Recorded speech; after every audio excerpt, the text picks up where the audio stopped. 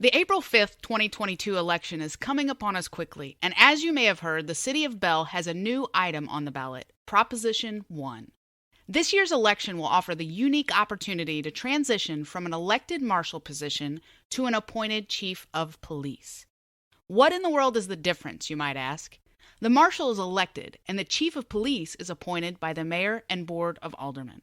Though this isn't the first time the issue has been placed on the ballot, the mayor and board of aldermen realized that in past attempts there was a lack of communication between them and the concerned citizens of the Belle community.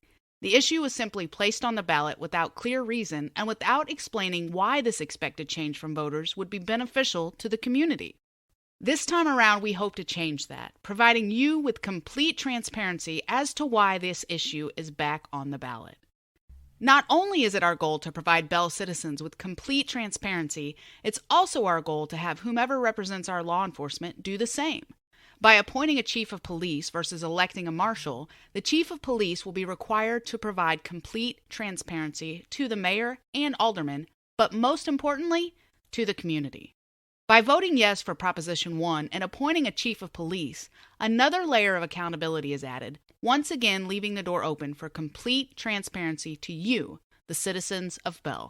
One of the biggest questions asked is, will the chief of police be protected like the marshal was? Yes and no.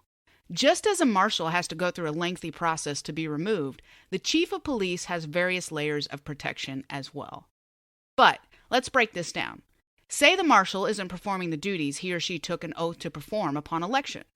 After it's proven that she or he hasn't followed through with the duties, the option to impeach the marshal is presented.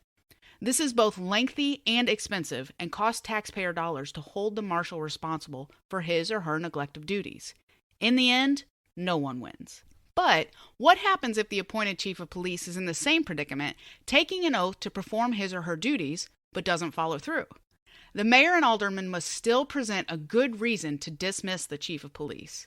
At no time can city leadership fire the appointed position simply because they aren't happy with the way he or she is doing her job. According to Missouri Statutes 84.490 and 106.273, though the mayor and aldermen may dismiss the chief of police, it must be proven that they have committed an act keeping him or her from performing their job, and they must follow a strict process regarding the dismissal.